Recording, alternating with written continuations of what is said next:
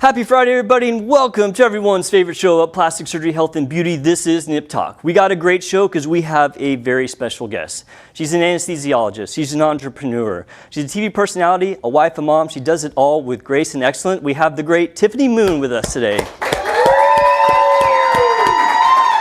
She's going to tell us all about the things that she's involved with, and it's coming up right now. Live from Lincoln Center in the heart of the Dallas Metroplex, this is Nip Talk.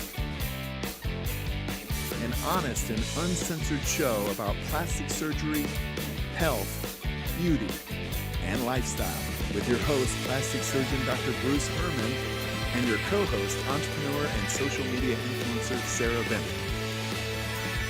Now it's time to discuss the good, the bad, and the ugly of the topics everyone is talking about. It's time for Nip Talk.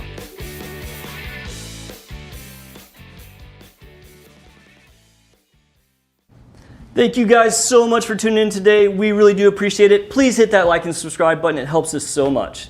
I'm your host, plastic surgeon Dr. Bruce Herman. With me on the couch today is Sarah. Hi. In the box, we got Travis as always. And in the seat of honor, our very special guest, Dr. Tiffany Moon. Thank you so much for coming to be on the show. Thank you for having me. Yeah, it's great. So I like to think that all of us on this show have diverse skill sets. We're all involved in different endeavors, but you have really taken that just kind of to the next level. And it's so impressive. I know as a physician that trying to branch out with such a demanding career must be very tough.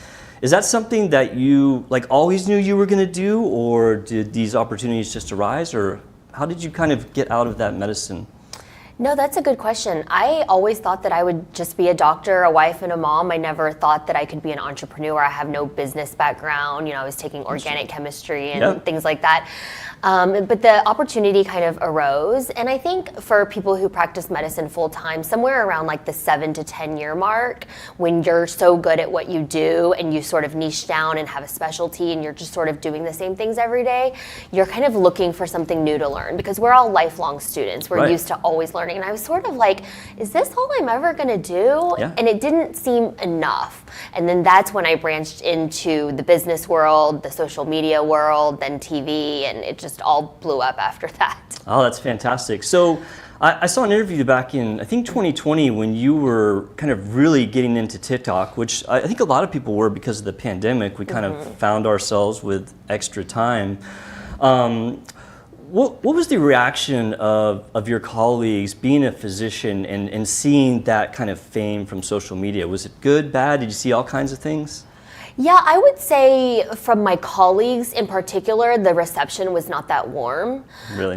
Because, I work at an academic medical center. I'm a professor. I teach medical students and residents. I publish. I run clinical trials. And it's sort of like serious Tiffany, Right. And then I'm at home doing pandemic TikTok challenges with my kids because we were all stuck quarantining. Right. And they saw it as unprofessional. Anytime somebody doesn't like what you're doing, they just label it as unprofessional. And what does that even mean?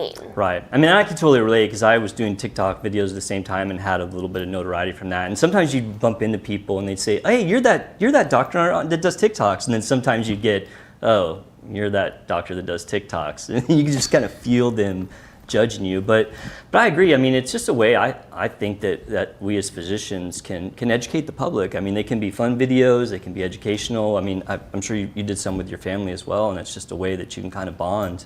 Yeah, it was good for us. And, back then when I first started on TikTok, it was my 15-year-old stepdaughter that got me on TikTok. My daughter got me on because she too. was doing all these TikTok challenges. And I was like, what are you doing? And then she got me to do them with her. Then I made my own TikTok and it just kind of blew up. But along what you were saying, we have such serious jobs. I go to the hospital. I'm at Parkland, so of all places, it's not like a happy place. No one at Parkland wants to be at Parkland. Right. Your patients want to be in your OR because they're getting more beautiful. My patients do not want to be in my OR. They've either had a car accident, they have cancer, something bad has happened to them.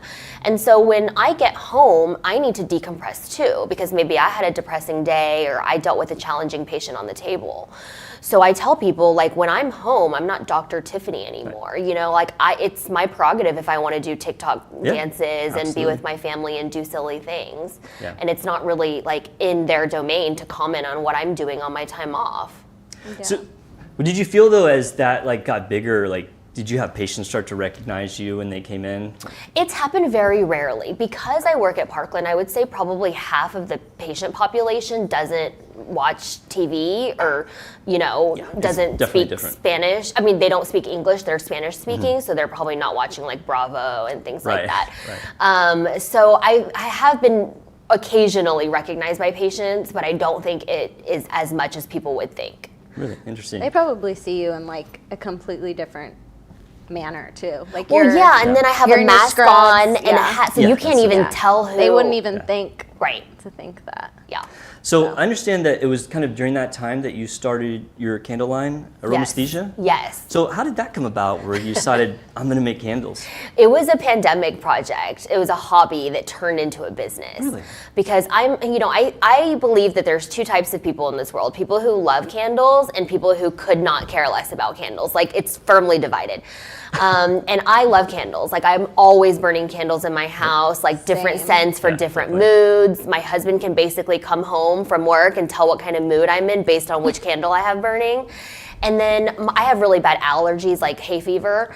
And I would notice, like, with certain candles that, like, my eyes would get watery. I'd get, like, a little sniffly or something. And then my husband was like, maybe it's one of your candles. And I was like, no. Hearsay, that can't be Yeah, it. and so then, of course, I went deep dive on the internet to read about candles. And a lot of candles are made with paraffin wax, which is a byproduct of petroleum, which is used to make gasoline. And when you burn it, emits volatile organic compounds into the air, and then you breathe them, and it's not so good. And I was So like, fun. how is this not FDA regulated? There's no ingredients list on the back of a candle. And so I was like, I'm not buying these candles anymore. And so I started making my own. Wow. Nice. So Yeah. how did you go about that? Is that It's not that hard. You buy glass vessels, you buy wax, and I only use organic coconut and soy wax. Then you buy the wicks and then the essential oils. oils. Yeah. And then you melt the wax in a big pot, dip in however much of the fragrance you want, like concoct it, and then pour it into the vessel, like set it with a wick thing. And so I started like making my own candles, like for fun and for myself to use.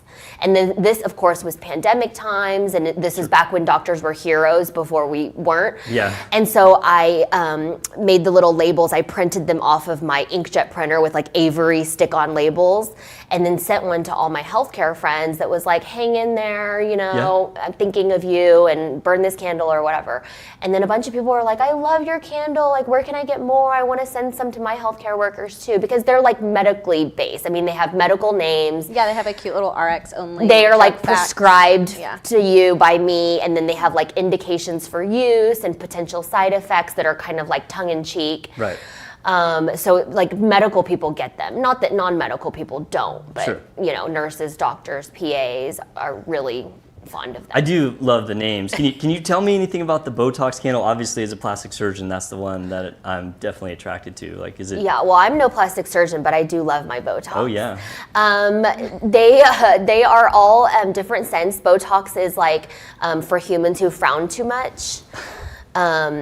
And it's Amalfi Bougainvillea, which is like off the coast of Italy, the Amalfi coast. They have these beautiful love Amalfi. bougainvillea flowers that are very fragrant.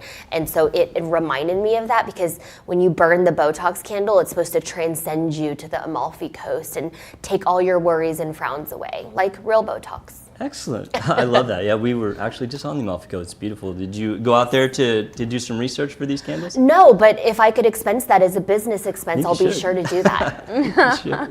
So obviously a lot of people know you from the Real Housewives show, and I have to admit I'm a secret reality TV fan and actually a secret Real Housewives fan. I don't know what it is about that show. There's something about it just kind of draws people in.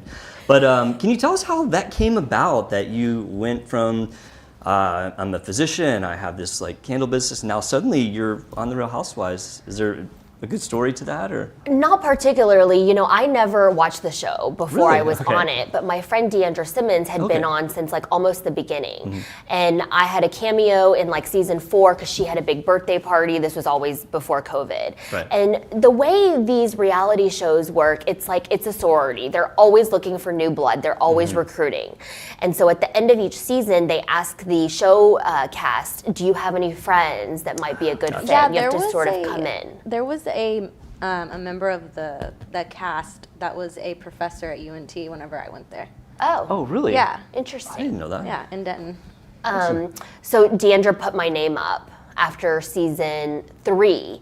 And at that time, I was working full-time at UT Southwestern and had twin toddlers at Oh home. my gosh. So I was like, are you smoking crack? Like, absolutely not. And I don't want to be on some, like, TV show. You know, I was Right, like, that's okay. not for me. I was very dismissive. So what changed your mind? And then she asked again the next year, and I was like, I don't know, sort of in that like 7-year slump at work where I was like, is this all I'm ever gonna do?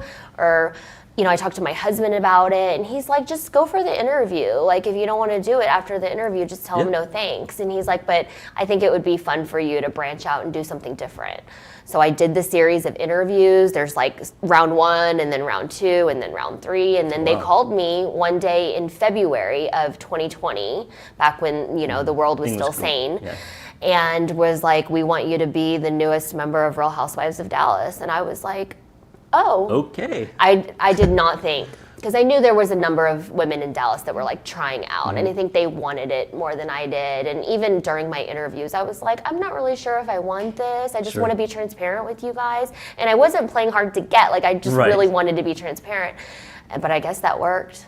So did you, did you see any of the previous Real Housewives before? I had not Okay. prior to agreeing to join the show. Oh, wow. So, because I think, you know, I was thinking about that as a physician, you know, just that show sometimes has a tendency to have a lot of drama. I didn't know if did you have any reservations based on kind of reputation wise? Oh yeah, no. I mean, I talked about it with a few of my friends and a few of my mentors at work, and they were very divided. You know, some of them were like, "This will be great. It'll help your businesses." Yeah. You know, and then some of them were like, "It'll ruin your career. No patient will ever trust you again." Wow. Like, it was very divided. Wow. And so, how did you feel like once you got into the show and you were taping? Like, how was the stress level? Was it something where it added to the very busy life you had with medicine and your candle business to where it was like too much, or were you able to kind of like keep things on an even keel with the show and everything else you were doing? No, it was crazy. Was it? Yeah.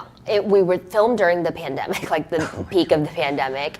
That had to We be took just- COVID tests like every other day, basically, the entire cast and crew. We were like, I was like, go ahead, you know, whatever. And I was working full time as an anesthesiologist with God. twin Plus your 5-year-olds family, who were right. home from kindergarten doing homeschool on Zoom kindergarten. gosh. So they like didn't learn anything. Did you ever have a moment where you're like, what did I get myself Yeah, into? like around week 2, I tried to quit. Oh, really? And they were like, absolutely not. They were like, this is a roller coaster. Once you're strapped in and the bars are over There's you and no you're getting buckled out. in, you don't get off a roller coaster in the Right. middle. That's what they told me. They said there's going to be ups and downs, but you're strapped in. How many times a week were you guys filming? Was it like just constant, or did they have certain days? No, people think that like Real Housewives, like someone's in your house all the time and there's like cameras on and stuff, but it's not. It's very scheduled. Oh, that's good. So I would do it like on my post-call or pre-call days. So they'd be like, Tuesday, we're going to do a scene with you and Deandra having lunch, or you and your family, you homeschooling your kids, that sort of thing. And then like Friday and Saturday nights are usually when they have the all-cast events, like the parties and gotcha. stuff. Did you have any say into like what you guys might be doing? Whenever? No, they just said, hey, you're going to show up and you're going to do this and that. Yeah. Oh.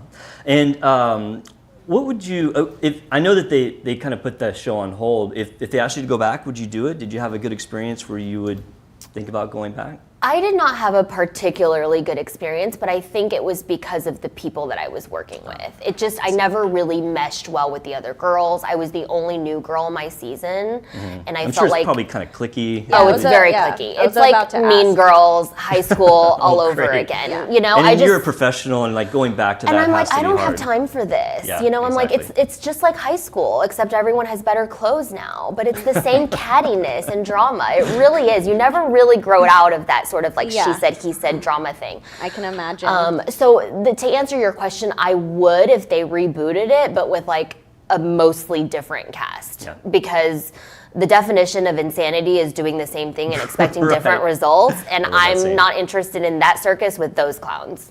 Oh my gosh. Well, I was like, I was about to ask, like, what was like the episode, or if you can remember the episode, like, what was the most dramatic or just not okay moment that where you were like, Or if I do you- or not- if you like, wanna even talk where the about that, moment I that don't you wanna were like, rehash I don't that. want to do this next time. Well, our first cast trip, we drove down to Austin. Okay. And it was Starting out after, good. yeah, and it was after I had worked an entire week at the hospital and like barely seen my kids. And then the weekend now, like Friday, Saturday, Sunday, I have to go to Austin for a cast trip. So I'm really not going to see my family. And I was Yeah. just really stressed out. And then we get there and people are fighting and then people are like sort of antagonizing me. And I just like hit a wall and I was like, I'm not doing this. Do you I'm think out. that the directors put like the other cast Oh, members yeah. up to do that? Oh, for Did they do sure. that to you, where they yes. said, "Oh, did they?" pull you Oh my aside before gosh. the dinner party, and they're like, "Don't forget to talk to so and so about this and that," and blah blah. Like they're definitely in your ear. So Oh my people God. ask me if the show is scripted, and it's not scripted. Like we don't get lines, but Right. you definitely have producers in your pushing you. ear, like Yeah. telling you what to talk about. Oh my gosh. Yeah. Well, I applaud you for sticking that out and finishing. Having seen those shows before, that's very impressive that you made it through. And if they reboot it, I hope you get a better cast. So my wife and I are actually, I don't know if I ever told you this, my wife and I are actually sommeliers through the International Wine Guild. We love wine, so when I heard that you have your own wine, I was very intrigued by that. What can you tell us about Three Moons Wine?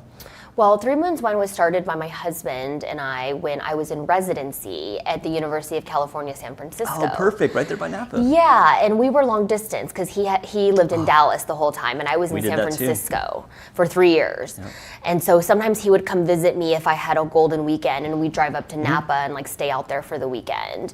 And I had taken a wine class at Cornell, which is like the class at Cornell to take. Nice. And knew like a little bit about wine, but had never actually been to a winery until I went to Napa. And I just like fell in love with the whole wine making and tasting process. Yeah, There was like a science to making wine, but also an art and then Definitely. history and all this cool stuff. And so we just got into it with one of the local winemakers in Napa and started making, our first vintage was a 2009 Three Moons Cabernet Sauvignon. We only Good made start. cab because it's like a Napa Valley cab, and that's what my husband likes to drink. Nice. And then as the moons evolved, the next decade or so, I started blending the whites because I like Sauv Blanc and like a sparkling rosé, which my husband, he like only drinks red wine. Oh, okay. So now he still does the cab and then I do the others. It's funny talking about wine and how complex it is. When my wife and I did that sommelier course, it was actually down in Austin, and it was a 3-day thing. We had to take a test, and so we drive down there. Of course, you know it's Austin. You got to go out the night before, and we were with a guy who knew a lot of the bars there, and so like we had drinks that night, and we show up at like 7 in the morning, and they're like putting wine in our face, and like You're like, it was "Ooh." actually exactly. It was actually it's pretty hard. There's so much that goes into it, and learning. It was a lot more than I thought it was going to be. But of course, it was great, and we share your passion of wine. Can we try some of your Yeah, wines you here? want to start with the sparkling? Yeah, absolutely. You have sparkling rosé, correct? Yes, this is sparkling rosé. This is actually from Sonoma, Oh, which is lovely, next yeah. door to Napa. And we actually don't own like the winery itself. We actually source our wine. I'll just pour. Is that enough? We source our pour, Sarah. grapes from Yeah. vineyards that have like excess yield. Excellent. And then we have a winemaker and a facility that blends it for us. But yeah, this is our 2019 Brut Rosé. It's I don't know how to dry. to do what you do. I'm just gonna pretend. you have But to come- I already you should come to tasted our it. wine It's good. I don't know how to do. And I'm like, I don't. It's know not how to- chilled, so you have to, imagine nice. if it were cold. I actually do wine things too, but I'm not like a connoisseur like him. I run like a little wine tour in Denton. Oh, that's so cute. So, It's so all the fun, yeah. local shops, they get like maybe of their choice, like 10 to 12 bottles of wine, and they just give free samples to everybody that has like a little cup. oh, Tiffany, I do I've done love this. this. Do This you is- like yes, it? I It's do. really good really when crisp it's and clean. chilled Oh and my you gosh. have maybe like a little charcuterie or something like that. Yeah, excellent. Oh, Yeah, I love that but one. it's dry. Yeah, it's fantastic. Yeah, it's not like I don't like sweet rosés. Yeah, that one's good. Yeah. Can I try? I love Sauvignon Blancs. Can we try Yes, that one? this one is my favorite wine to drink in the summer when it's Oh like my gosh. 110 degrees Sauvignon here. Blanc by the pool in the Yes. summer. Heaven. And It's the best. trick is because I love this wine cold. Oh, yeah. I pour it in my like Yeti tumbler. Yes. I just fill it up, like glug, glug, glug, glug, glug. Put the cap on it, and then I'm outside and the kids are in the pool and they're like, "Mommy, mommy, watch this." And I'm like, "Yes, honey, I've seen that 1,000 times, but good job." Basically I just drink this all summer long. Yeah, Sauvignon Blanc's the best summer wine. Sarah, for you? Well, thank you.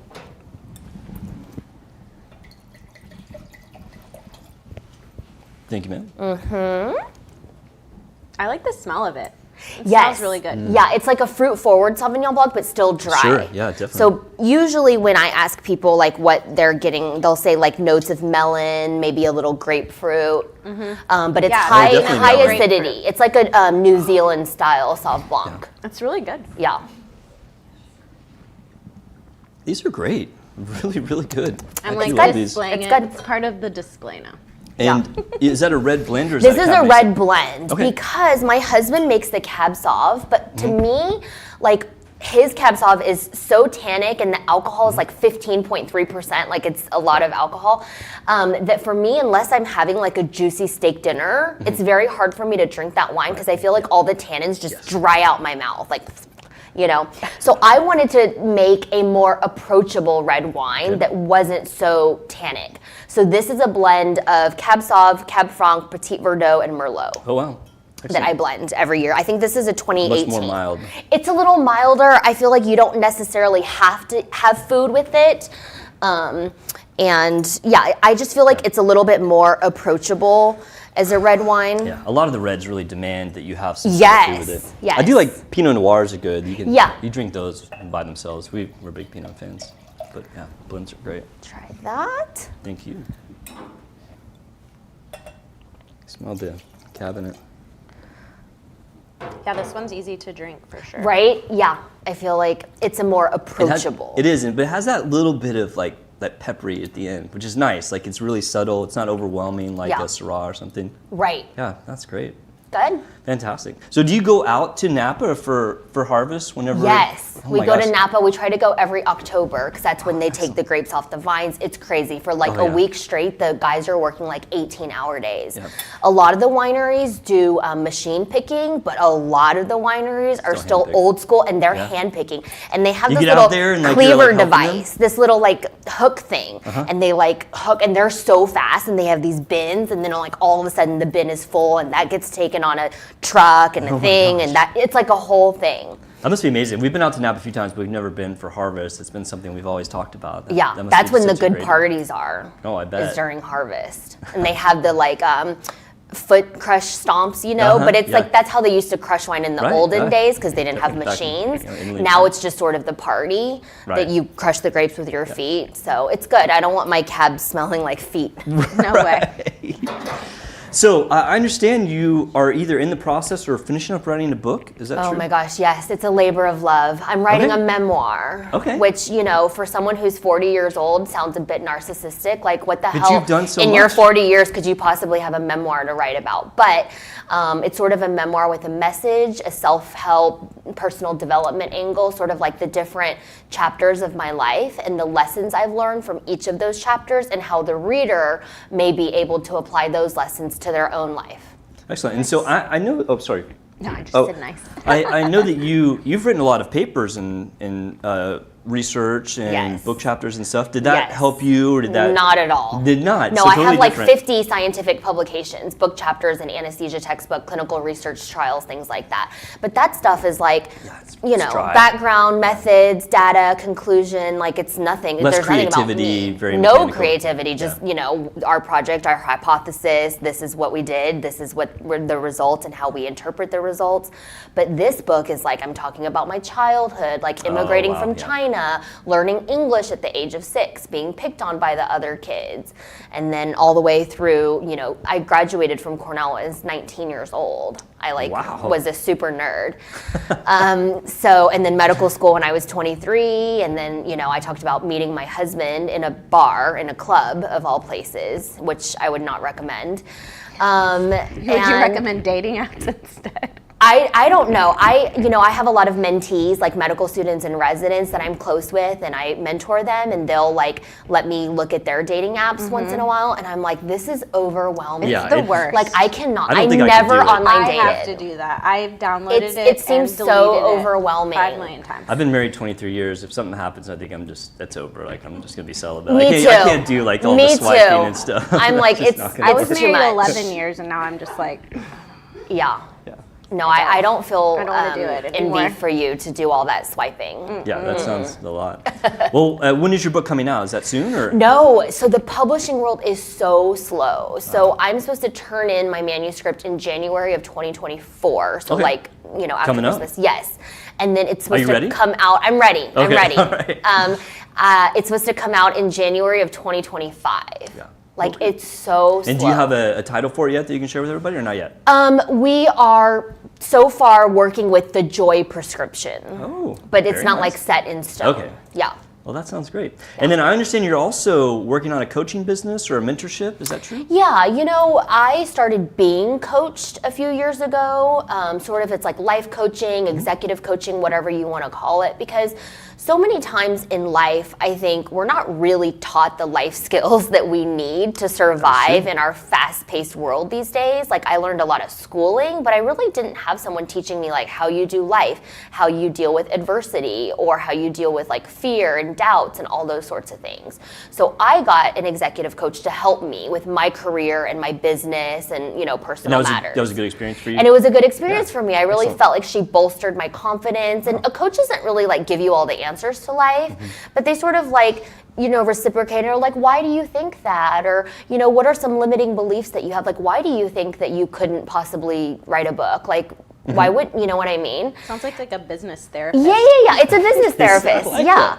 And so it was so effective and helpful for me that my coach was like, you know, you can go to this coach school and they like teach you how to be a coach so that you can help other people.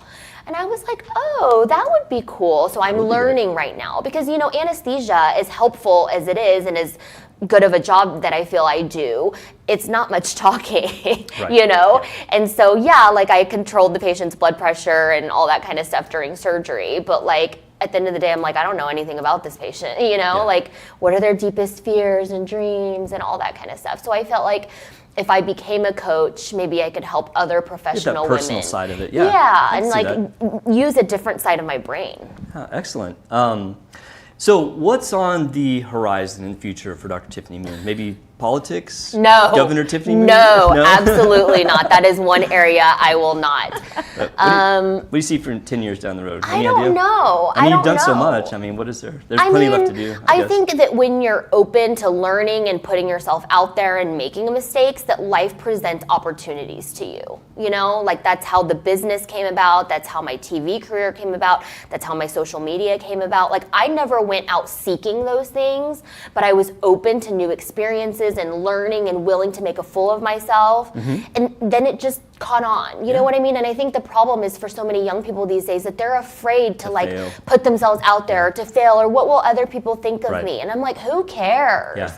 Who cares? Yeah, I definitely can relate to that, doing things that you're not comfortable with. And sometimes it doesn't turn into things. Sometimes it turns into something wonderful, you know? Right. So, that's fantastic. Right. Well, I do really appreciate you taking the time to share with us all the wonderful things you do. It's very inspirational to me as somebody who is in medicine and also branching out and doing other things. I think that's great and fantastic and very inspirational. So thank you. you. We give Tiffany a round of applause for being on here.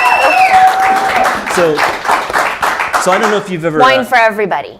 wine for everyone. Yay! So I don't know if you've ever heard of our show. We like to think of ourselves as informative entertainment. If you have time, I'd like to do just a really quick segment similar to some of the segments we do. We like to talk about things in either plastic surgery or health or medicine as just kind of a learning experience for patients who, you know, might see something as that they don't want that to happen to them or they want to get certain outcome. And so we often talk about news stories, and I assume at Southwestern you probably have seen somebody come in for surgery that had some complication from medical tourism. Is that Oh something yes. you've seen? Oh yes. We see that up. I'm in the north end of the Metroplex, and I do work at a trauma hospital as well as doing the cosmetic surgery, and so I see a pretty steady stream. And so on the show, we've talked several the time. times about medical I know. tourism. Like All about neck it. fash Yeah. from something gone But wrong. Yeah. this story that came out last week, this could be the craziest one that I've ever seen. Yeah, have you heard about this? I know you always know about these. Okay, so there was a patient up in Seattle named Kimberly McCormick who went to Tijuana, and she wanted to get a breast lift a arm lift, a thigh lift, and a tummy tuck. Right off the bat, that makes me a little nervous. That's a lot of surgery for one day. I would never do that No. personally. No. I do specialize in breast and body, so these are surgeries That's I do. exactly. I was like, how many days was this? Yeah, one day. So she went there to get breast lift, arm lift, thigh lift, tummy tuck. Okay, so she goes there. They put her in anesthesia. She wakes up. When she wakes up, she finds out that they did breast implants, which she never asked for, a Brazilian butt lift that she never asked for, and they didn't do her arm and thigh lift. It's almost like they just completely did a... She like went into a factory of plastic surgery. Yeah, it was a just little like, plastic surgery. oh, we know what you want because this is what everybody does. So Here she you go. wakes up. She has breast implants. And apparently they're huge. They're not like small. Like they're really, really big. Her daughter was there. So her daughter obviously kind of freaks out whenever she sees her mom that she had all these surgeries because her mom's freaking out that she had all these surgeries. That her daughter was thrown out of the facility by armed security. Like armed people came and had to take her out of the building. They then threatened the woman with jail if she didn't pay the money for the surgeries that she didn't ask for because what she got cost more than what she wanted. And they said, if you don't pay us an extra, I think it was $3,000. Yeah, like first we're off, gonna like, take you to jail in How Tijuana. scary to wake up with like a body that you didn't ask for. That's wild. I mean, You're like, So not only that, so she had to pay the money. Like they were gonna like call the police and have her jailed for this. They then forced her to sign paperwork saying that she actually did agree to have these surgeries. Otherwise, they wouldn't let her leave the facility. Is this not the craziest story that you ever? There's so many things to unpack here. She ended up having a bunch of complications. She got infected. She had a bunch of wound breakdown. So as soon as she got back to the States, she had to go straight to the emergency room and have more surgery. I don't even know where to start with all this. We talk about medical tourism. It's something as a plastic surgeon that I deal with a lot on the kind of the back end when patients come back, because what happens with these patients, they go to a foreign country, and this does happen when people do medical tourism in the United States. They go, they have the surgery, everything's fine for a few days, then they go home, and of course, that's when the complications start. Yeah. So there's just so much about this story that's just unbelievable as far as them doing the wrong surgery. I mean, yes, that happens in the United States, but I don't know if I've ever heard of anything like that. I've Not never like heard of that. them trying to like detain them and make them pay for it. They're like, Or threaten them we with will jail. fix everything, just don't talk about it. Right. We're I not- mean, in America, it would be like assault Oh yeah, if people would you be- did something that people would wasn't on be- the consent form, Yeah, right? people would be arrested. Yeah, that would, for like, Yeah, this. we I mean, time out yeah. every day before every surgery. Yes. Like, we're Sue. here to do this. The patient's Yep. consented to this. And Did yet- they have to pay for it? Yes. Yeah, they paid. She had to pay extra for She had to it. pay extra for it, or they were going It's to crazy. take her in jail. Where was she from? She's from Seattle. Okay. And apparently she had gone down there previously for a weight loss surgery and had a good outcome. Now, I personally would be terrified to have a weight loss surgery because those definitely carry some big risks. No, of I intestinal specialize in leaks. bariatrics. Oh, you do? So Yeah. yeah. Yeah. I would be terrified to go down there and have bariatric surgery in a foreign country. Right. But apparently she did okay, and I guess that kind of led her to believe that this was going to go right for her. But for those people out there, medical tourism does carry a lot of risks. There's the doctor-patient relationship is definitely hindered by the fact that you're traveling. There's language barriers, which probably I bet that had to play a part in how she ended up with different surgeries. And then also too, as far as the facilities, are they licensed? Are your physicians licensed? I mean, that's hard even in the United States, sometimes, because I'm sure you probably have heard of like OBGYNs or dermatologists doing cosmetic surgery in their office. I mean, Right. that happens even here in Dallas. Right. I mean, in a foreign country, it's just, Especially Florida. I know, we always talk about these things in every episode. It's always like Did it Mexico happen in or Florida. Mexico or And I Florida? always guess. Yeah. No, it's wild. It is People wild should out be there. careful with the Yeah, medical I mean, tourism. so with all these stories, we don't like to make light of the harm that this poor lady had, because thankfully she's alive, and she is going to need more surgery, and a good surgeon should be able to get her kind of back to normal. But these are things I think patients can learn from. That when you go out of the country for surgery, there are definitely risks that you will be subject to that in the United States you're more protected from. Yeah. And also to her recourse, like I don't think she'll be able to really sue this No. surgery place Who's in Mexico. gonna- No one's no. gonna like. No. Yeah, she's just really in a bad position, and we just want to make sure that people out there who are thinking about having surgery do it in a safe manner. Yeah. What was Yeah. that other place that was like in Mexico that they just like just don't exist anymore. Oh. Like there was like that complication. Right. And then down in They were Brownsville. just like, Yeah. close up the suitcase. Right. Bye. There was a place You down can't in, find them. There was a No. place down in Brownsville that had a fungal. It was the fungal infections. They were Okay. doing plastic surgery with spinals, but their equipment was contaminated with fungus, and a bunch of people came back to the United States with fungal meningitis. A bunch of people died. It was like 12 or 15 people. Yeah, and that's the one that was Yeah, like, and then oh. they just shut down. Right. Yeah, they just went out because there's no recourse. So Right. crazy stuff. Yeah. Be aware. Yeah. Buyer beware. Yeah, absolutely. Definitely. Well, Dr. Moon, we want to thank you so much for coming on. I know you're very busy. I really appreciate you coming on and sharing all the great things you're doing. Thank you so much. especially the wine. And especially the wine. Yep, we Wine for definitely have to everybody. share- Yeah. So, where can people find you on the internet or social media? Like, what's their place to go to find out about all the great things that you do? Well, the candles are at aromasthesia.com. Okay. The wine is threemoonswine.com. But we actually sold out of all of last year's vintages, and I can't go back and make more like 2018 wow. Cabernet. That's great, though, that So we it's so just went to successful. Napa to harvest for October, so we'll be coming out with more vintages soon. And then I'm mostly on TikTok and Instagram, although slightly on Facebook and YouTube, and it's all at Tiffany Moon MD. Excellent. Well, for all the people out there who regularly watch our show, please go to Tiffany's social media and website. She has some great products, which these have been great. And you're We do super love. funny on TikTok. I'm glad that you went the funny route instead of like the other route some girls go. Oh, yeah, Yeah. I don't have that route anyway, so Yeah. I'll just stick to the funny. Yeah, I'm glad.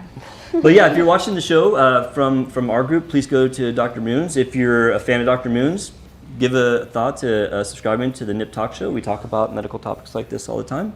Dr. Moon, thank you very much again for coming on the show. Please give her one last round of applause. Thank you everybody out there for watching the show. Thank our studio audience. We will see you guys next week on Nip Talk.